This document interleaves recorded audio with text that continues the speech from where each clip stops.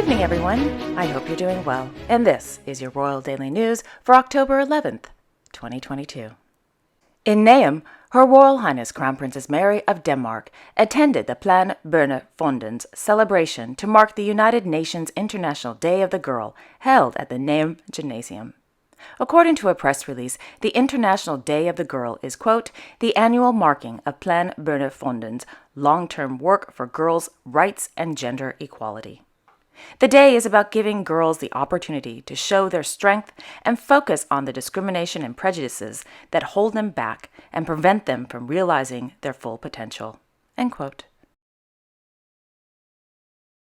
In the afternoon in Copenhagen, the Crown Princess presented the CSR Danish Accountants Award 2022 held at the Stock Exchange. The award is presented to a company for the best CSR reporting, according to the Danish Royal Court. Yesterday afternoon, Her Royal Highness Princess Benedikte of Denmark, Princess of Sayn-Wittgenstein-Berleburg, as patron of parasport, attended the 2022 Wheelchair Rugby World Cup match, Denmark versus Brazil. So, who won the match?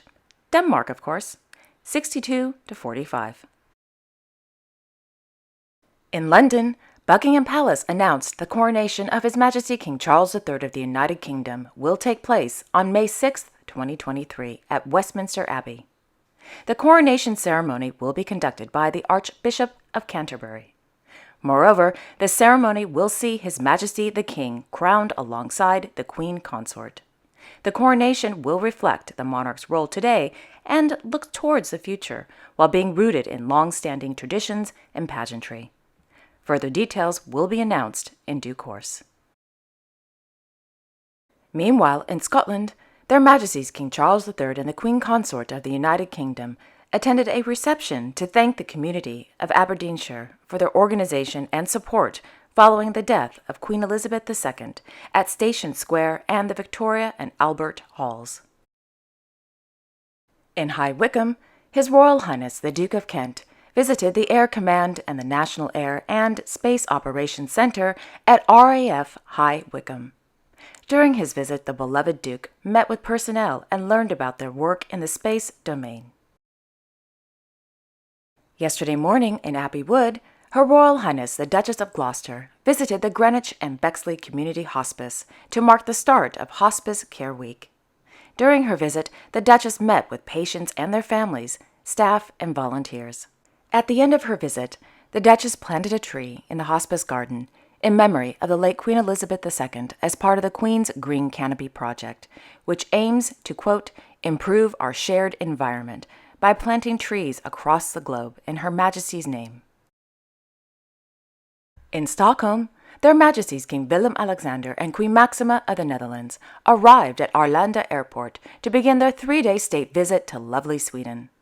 According to a press release, the purpose of the state visit is to, quote, consolidate and promote the long-term and deep ties between Sweden and the Netherlands, which dates back to the 1600s. Sweden and the Netherlands are working together to make Europe greener, more resilient, and economically stronger, end quote. The state visit to Sweden will focus on green innovation issues, including energy transition and life sciences, maritime relations, and equality. Upon their arrival, Their Majesties were warmly welcomed by Their Royal Highnesses Crown Princess Victoria and Prince Daniel of Sweden, Swedish government officials, as well as Dutch ambassadors in Sweden. Soon, Their Majesties arrived at the royal stables, where they were greeted by Their Majesties King Carl Gustaf and Queen Sylvia of Sweden. After a carriage ride through the streets of Stockholm, Their Majesties arrived at the Kungliga Slottet to attend an official welcoming ceremony in the courtyard of the palace. After the official welcoming ceremony, Their Majesties, along with Their Royal Highnesses Crown Princess Victoria and Prince Daniel of Sweden, Her Royal Highness Princess Estelle of Sweden, and Their Royal Highnesses Prince Carl Philip and Princess Sophia of Sweden, posed for photos for the press. After the photo op, Their Majesties King Carl Gustaf and King Willem-Alexander held a press conference where they spoke about the deep historical ties between Sweden and the Netherlands. In the afternoon, Their Majesties visited the famous Vasa Museum to view the Vasa ship exhibition. In the evening, Their Majesties King Carl Gustaf and Queen Sylvia of Sweden hosted a glittering gala dinner inside the Karl XI's gallery at the Kungliga Slottet.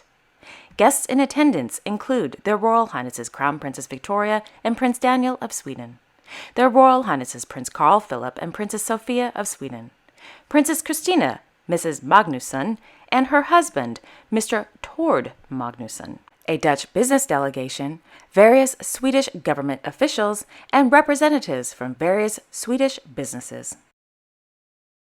In Madrid, His Majesty King Felipe VI of Spain presided over the presentation of the Center for Sociological Research's CIS National Sociology and Political Science Award Ceremony 2021 held at the Teatro Real.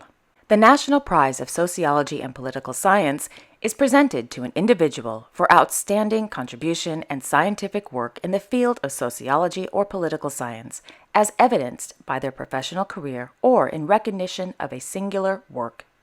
The winner of the award went to Professor Costanza Dobayo from the Carlos III University for her, quote, 40 years of a professional career, during which she has focused much of her studies on the sociology of gender, the family-employment relationship, and care. During her professional career, she has given more than 200 lectures and conferences and has participated in more than 50 national and international research projects. End quote. In the afternoon, His Majesty the King held an audience with the European Union High Representative for Foreign Affairs and Security Policy and Vice President of the European Commission, Mr. Joseph Borrell Fontellas, at Palacio de la Zarzuela. Mr. Borrell Fontellas is in Spain to participate in the 17th Charles of Antwerp Memorial Lecture. After the audience, His Majesty the King and Mr. Borrell Fontellas participated in a meeting with the Board of Trustees of the Charles of Antwerp Foundation. In Rabat, His Royal Highness Hereditary Grand Duke Guillaume of Luxembourg, along with the Minister of the Economy, Mr. Franz Foyet, began their 3-day working visit to Morocco. The purpose of the visit is to strengthen economic ties between Luxembourg and Morocco. Accompanying the Hereditary Grand Duke and Minister Foyet is a 30-plus Luxembourg business delegation that includes representatives of Luxembourg companies active in Morocco in ICT and construction. During the working visit, several official meetings with members of the Moroccan government and an employers' organization will take place, as well as visits to the sites of 2 major construction projects in which Luxembourg companies are involved. This morning, the Hereditary Grand Duke and Minister Foyet participated in a meeting with the Prime Minister of Morocco, Mr. Aziz Ahanouch. In Muscat, His Majesty Sultan Haitham bin Tariq Al Said of Oman participated in a cabinet meeting at Al Baraka Palace.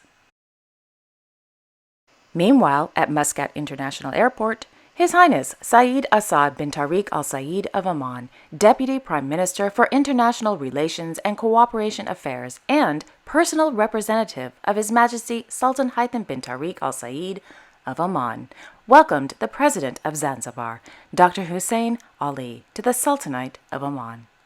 The President and his delegation will be in Oman for a 3-day working visit. Yesterday afternoon in Monte Carlo, His Serene Highness Prince Albert II of Monaco viewed the exhibition entitled Albert I, Insolite, at the Galerie des Pêcheurs. Yesterday afternoon in Athens, Her Royal Highness Princess Tatiana of Greece took to social media to offer words of advice and support on the occasion of World Mental Health Day, stating, quote, "Today, as the world celebrates World Mental Health Day, and we invite you to take a moment to breathe. Today is marked as a day for global mental health awareness. It is also celebrated to advocate against the social stigma associated with mental health issues. We here at Breathe Helios celebrate this day every day. Never in our lifetime have we dealt with such a global crisis on mental health. Here are 4 simple things that you can do for yourself today. 1. Take a deep breath. 2. Journal. 3. Go on a walk. 4.